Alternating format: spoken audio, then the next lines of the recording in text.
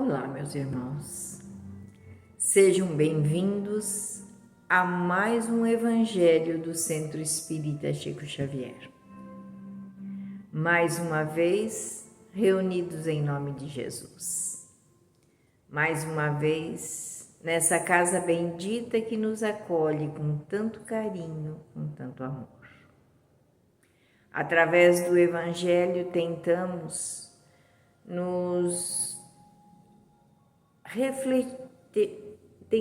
refletir sobre esses ensinamentos.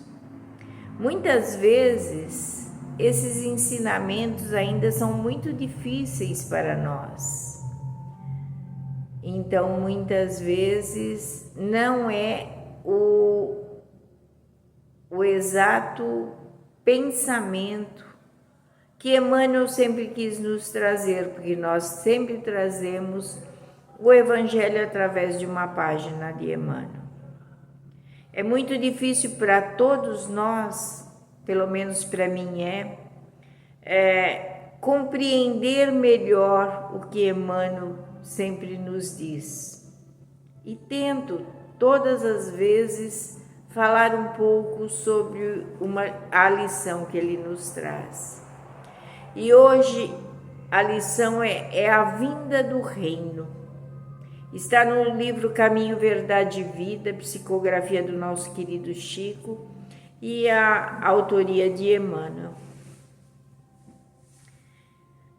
E essa lição foi extremamente difícil para mim. E eu espero realmente que vocês me entendam, que eu possa transmitir para vocês e aprender um pouco com vocês essa lição, que para mim foi difícil. Pedindo a Jesus que nos dê a melhor compreensão do momento. E Jesus diz: o reino de Deus não vem com aparência exterior. Está no Evangelho de Lucas, no capítulo 17, versículo 20. E Emmanuel nos traz a visão dele, e que com certeza é muito melhor que a visão que eu faço, porque dessa vinda do reino. Ele diz: os agrupamentos religiosos no mundo permanecem quase sempre preocupados pelas conversões alheias. Os crentes mais entusiastas anseiam por transformar as concepções dos amigos.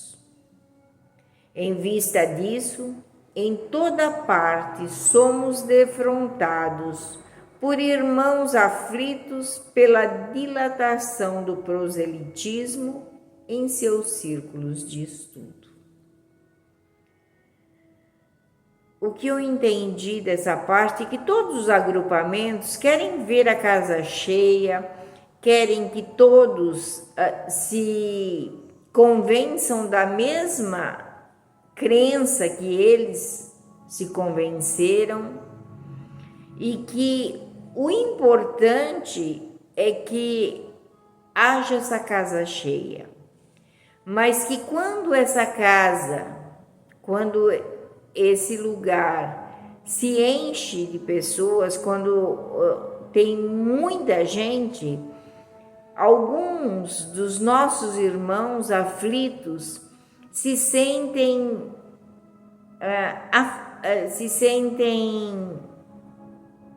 tocados por essa dilatação de tantas pessoas. E aí eu lembro que Allan Kardec, ele sempre dizia que as melhores casas são aquelas pequeninas, onde a gente pode olhar no olho do nosso irmão mais facilmente, porque se tiver muita gente, nós não vamos perceber a aflição do nosso irmão. Talvez seja isso que Emmanuel quis dizer com essa parte dessa lição. E eu espero ter interpretado ela da maneira correta. Semelhante atividade nem sempre é útil, porquanto, em muitas ocasiões, pode perturbar elevados projetos de realização.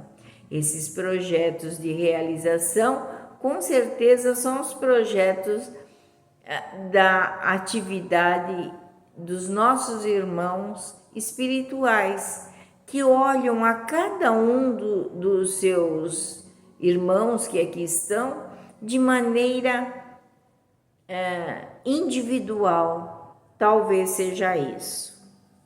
Por isso que ele diz que nem sempre é útil essa profusão, querer que todos se transformem naquilo que nós acreditamos. Afirma Jesus que o reino de Deus não vem com aparência exterior. É sempre ruinosa a preocupação de demonstrar pompas e números vaidosamente nos grupos da fé. Expressões transitórias de poder humano não atestam o reino de Deus. Quando nós nos colocamos de maneira que nós somos melhores que alguém, ou que estamos à testa de alguma coisa que só nós podemos fazer, realmente essas pompas, essa vaidade não atestam que estamos perto do reino de Deus. A realização divina começará no íntimo das criaturas, constituindo gloriosa luz do templo interno. Não surgem à comum apreciação porque a maioria dos homens transitam semicegos através do túnel da carne, sepultando os erros do passado culposo.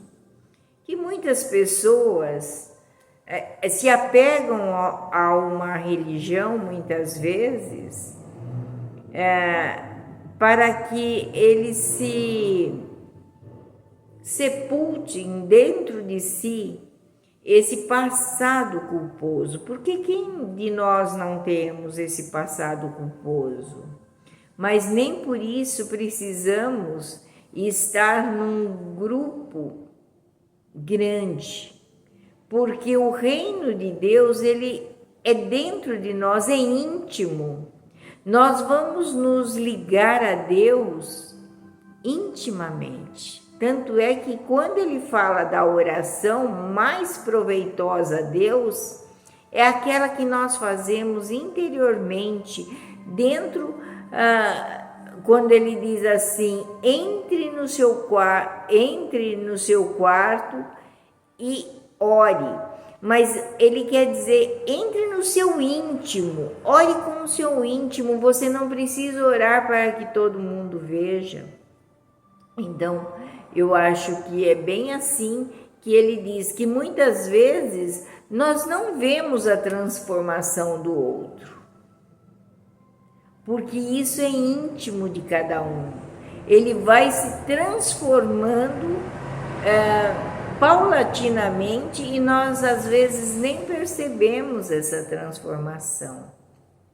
A carne é digna e venerável, pois é vaso de purificação, recebendo-nos para o resgate preciso. Entretanto, para os espíritos redimidos, significa morte ou transformação permanente. Com certeza, morte mesmo, porque quando nós deixamos de ter um vício, uma dificuldade, conseguimos superar algumas aflições, são mortes, são realmente morte para aquele, não a morte do corpo, mas a morte daquele vício, daquela aflição. Então nós nos sentimos mais amparados, protegidos por Deus. Então trata-se a morte realmente essa transformação é permanente. Nós não vamos mais cair nas mesmas mazelas que nós vínhamos caindo, nos mesmos vícios. O homem carnal, em vista das circunstâncias que lhe governam o esforço, pode ver somente o que está morto ou aquilo que vai morrer. O reino de Deus, porém, divino e imortal, escapa naturalmente à visão dos humanos, porque é uma coisa íntima de nós. Por isso que ele diz nessa lição que o reino de Deus está dentro de nós. É interior, não é exterior. Não é para os outros ver. É para que nós sintamos a presença de Deus, de Jesus junto de nós. Por isso, mais uma vez, nós agradecemos a Jesus. Agradecer no Divino Mestre por nos dar essa oportunidade divina de refletirmos sobre esse Evangelho. E se alguém achar uma explicação melhor, por favor, nos envie. Nós gostaríamos muito. Que Jesus nos abençoe, nos proteja e nos ilumine, hoje e sempre. Graças a Deus, graças a Jesus.